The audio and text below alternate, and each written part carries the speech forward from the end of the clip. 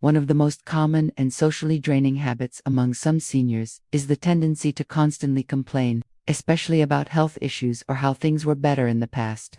While it's natural to experience more physical discomfort with age, and it's understandable to feel nostalgic, an unrelenting focus on ailments or the good old days can create a negative emotional atmosphere that makes others uncomfortable, even if they don't say so. What begins as a harmless comment about joint pain or a doctor's visit can quickly spiral into a detailed list of physical complaints. When these conversations dominate every interaction, it can lead to emotional fatigue for listeners. Friends and family may feel helpless, guilty, or burdened, especially if they hear the same grievances repeatedly and can't offer solutions. Over time, they may distance themselves not out of disrespect, but as a form of self-preservation. Similarly, constantly reminiscing about the past in a way that criticizes the present, such as comparing today's youth unfavorably to earlier generations, or dismissing modern conveniences, can come off as bitter or dismissive. While storytelling can be powerful, excessive nostalgia can feel like a rejection of change and progress. It may even discourage younger people from engaging in deeper conversations, fearing they'll be judged or lectured. This habit often stems from deeper emotional needs. Seniors may feel lonely, ignored, or frustrated with the limitations of aging. Complaining can be a way to seek validation or empathy. They may not realize how frequently they're venting or how it affects those around them. What's key is distinguishing between occasional venting, which is healthy, and habitual complaining, which can be toxic. The good news is that this habit can be addressed with self-awareness and intention. Shifting the focus from complaints to constructive conversation can make a huge difference.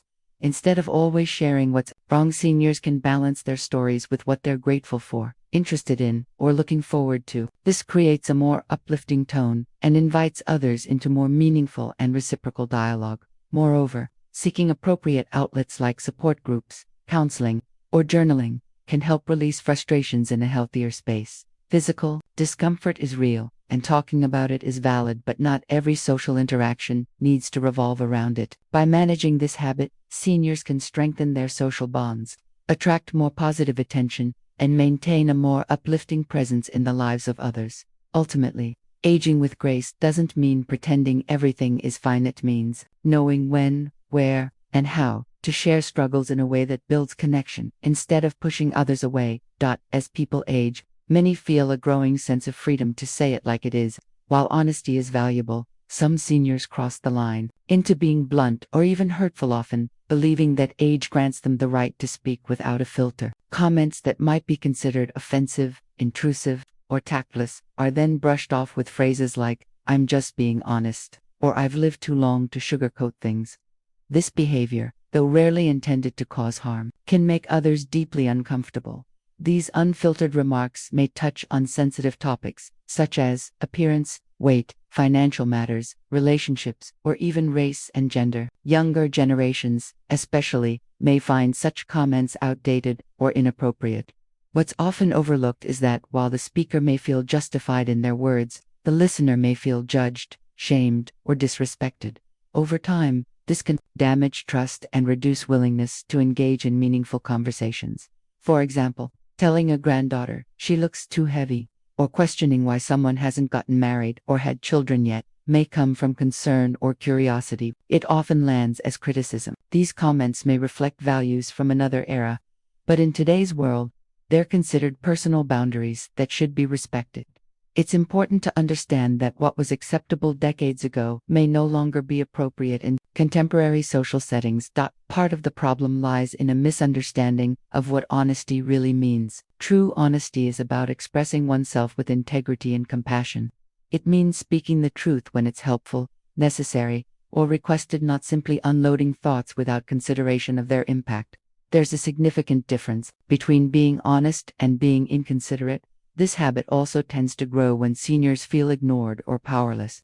Speaking bluntly can feel like a way to assert control or demand attention. It can also stem from frustration with the world or a fear of being left behind. While these feelings are valid, they shouldn't be projected onto others through criticism or judgment. Addressing this habit starts with self-reflection. Seniors can ask themselves, Would I appreciate hearing this if the roles were reversed, or am I speaking to help or to vent my frustration? Practicing empathy and using more thoughtful language doesn't mean giving up authenticity. It means delivering it in a way that deepens connection rather than creating distance.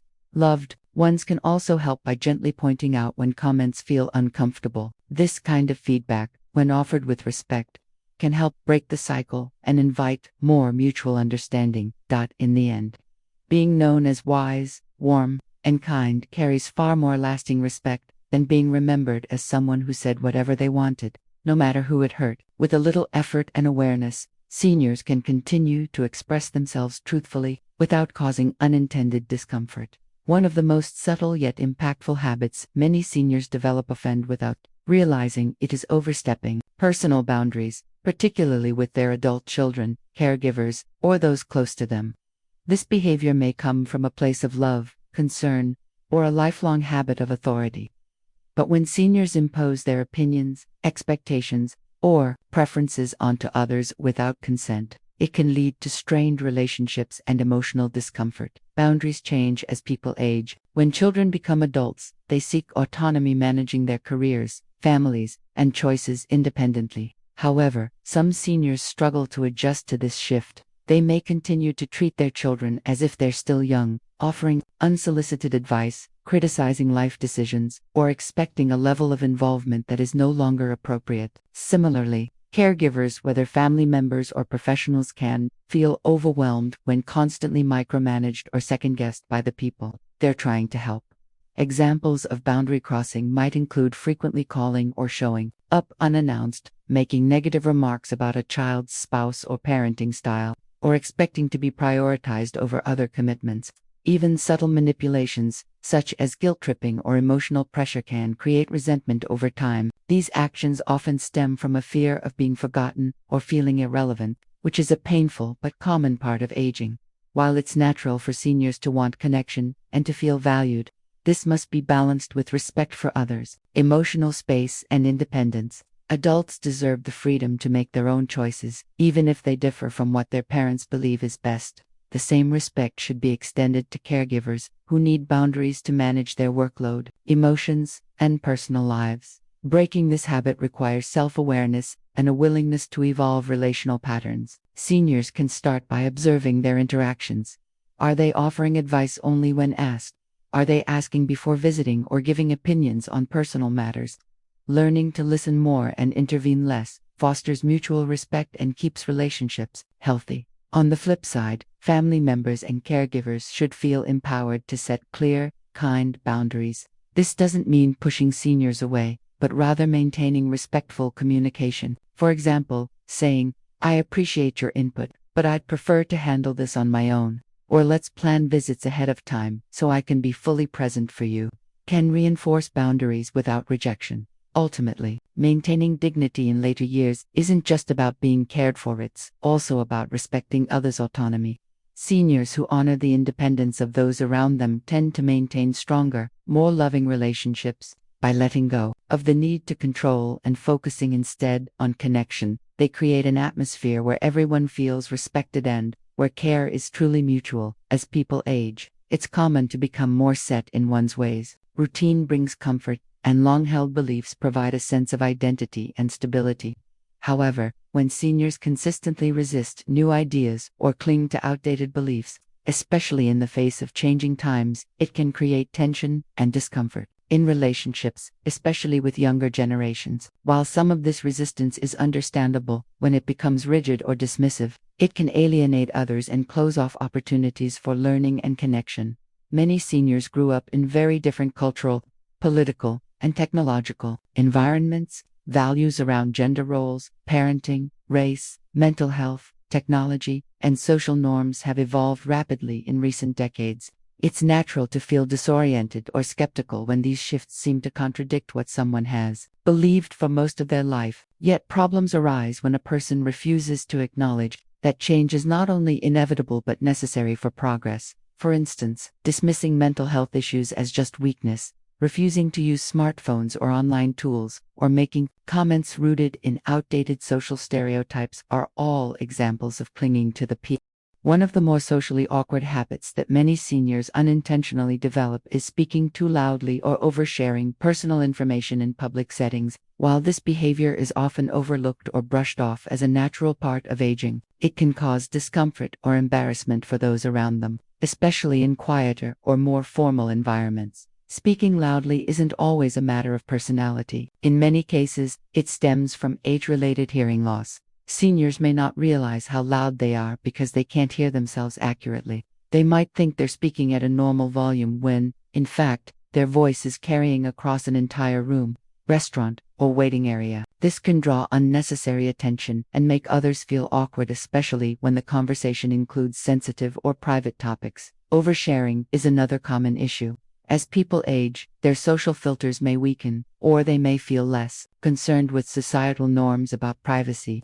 Seniors might begin discussing health problems, family conflicts, finances, or even personal opinions in great detail and without regard for context or audience. While their openness may come from a genuine desire to connect or share wisdom, it can easily cross into territory that makes others uncomfortable, particularly when it involves graphic details or controversial opinions. For example, talking loudly about bowel movements in a coffee shop, criticizing someone's parenting within earshot of strangers, or sharing intimate family drama in a public waiting room may seem harmless to the speaker, but to others it can be jarring and even intrusive. Younger people, especially, may not know how to respond without feeling disrespectful, leading to strained interactions or social avoidance. There's also an emotional component to this habit.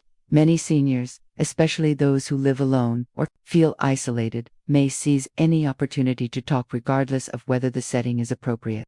Loneliness can lead to a deep hunger for connection, and without regular, meaningful conversations, even strangers in a grocery store line can become a sounding board. While it's important to honor this need for interaction, how and where it's expressed matters. Fortunately, this habit can be addressed with some practical strategies. First, awareness is key.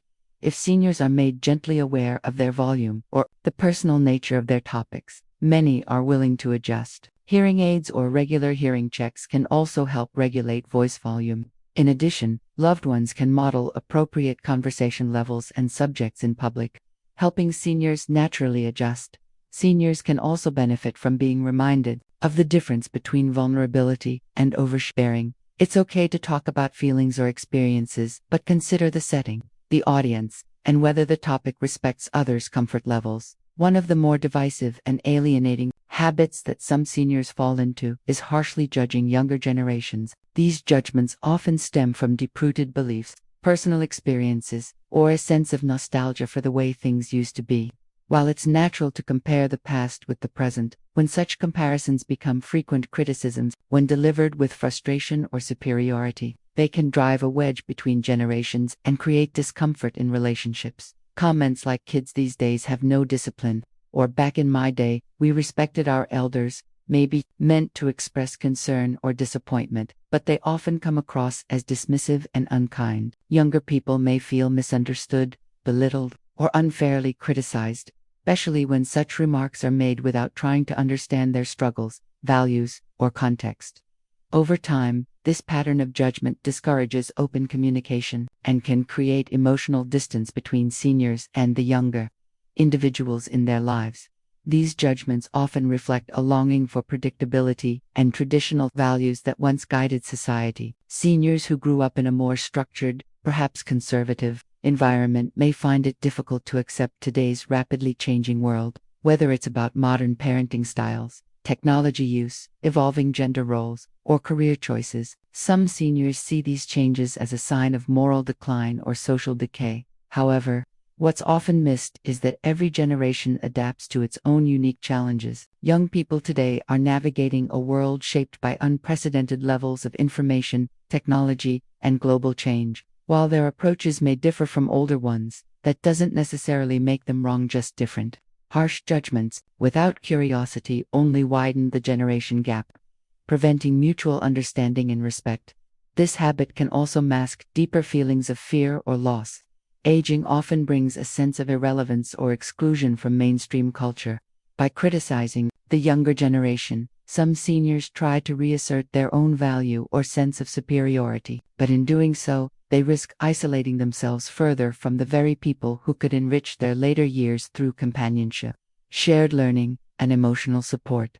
Breaking this cycle requires a shift from judgment to curiosity. Seniors who take the time to ask questions, listen actively, and try to understand the reasoning behind new behaviors or values often find themselves pleasantly surprised. They may not agree with everything, but they open the door to more meaningful, respectful interactions. That also helps to focus on shared values rather than generational differences. Themes like love, security, respect, creativity, and personal growth are timeless, even if the ways they're expressed evolve over time. In summary, judging younger generations harshly doesn't elevate the older generation, it only builds walls. Seniors who embrace empathy, open-mindedness, and intergenerational dialogue not only strengthen relationships, but also remain socially relevant and emotionally connected. Aging gracefully means growing in wisdom, and true wisdom involves the ability to understand and accept others, not just critique them. Neglecting personal hygiene and cleanliness is one of the most uncomfortable habits many seniors develop, often unintentionally. It's a sensitive topic that loved ones and caregivers find difficult to address directly, yet it has a powerful impact on social interactions.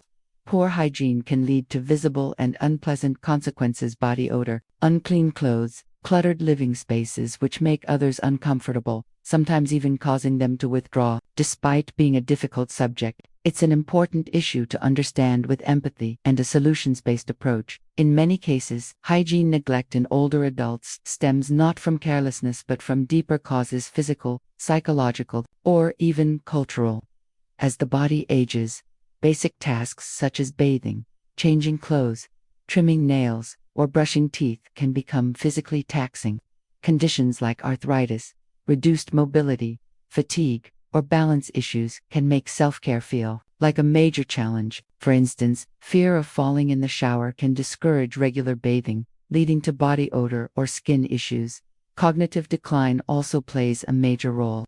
Seniors with dementia or memory loss may forget when they last bathed or brushed their teeth.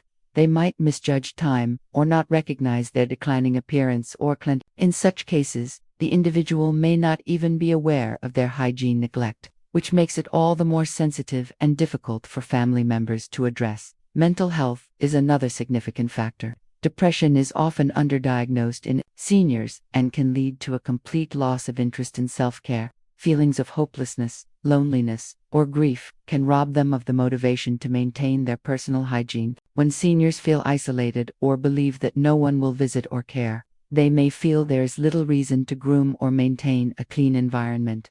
Additionally, some seniors come from backgrounds or eras where hygiene practices were less frequent or viewed differently. For instance, they may have grown up bathing twice a week rather than daily, or wearing clothing multiple times before washing. These habits, once normal, may now be socially inappropriate or off-putting, especially in closer quarters or households. Addressing this issue requires both compassion and strategy. Instead of directly criticizing hygiene, family members or caregivers can approach the topic with care, framing the conversation around comfort, dignity, and health rather than appearance or odor can reduce defensiveness. For example, "Let me help you freshen up so you feel better," or "Let's pick out something nice to wear today," feels much kinder than "You smell bad" or "You need to shower." Practical solutions include installing safety aids, like grab bars, or using shower chairs to reduce fear of injury, scheduling regular bathing times, or bringing in home care support for grooming tasks. Encouraging regular social engagement, visitors, outings, or community events can also motivate seniors to keep up their hygiene. In summary, neglecting hygiene is often a symptom, not the root issue. With understanding, patience, and practical support, seniors can be empowered to take better care of themselves, enhancing both their self-esteem and the comfort of those around them. Cleanliness is not just about looking good. It's about showing respect for oneself and others. One of the less talked about, but socially draining habits that some seniors develop is dominating conversations without truly listening. While many older adults have a lifetime of stories, wisdom, and experiences to share, problems arise when these conversations become one-sided, where the senior talks at length without giving others space to speak, reflect, or engage. This habit can make others feel unheard, dismissed, or even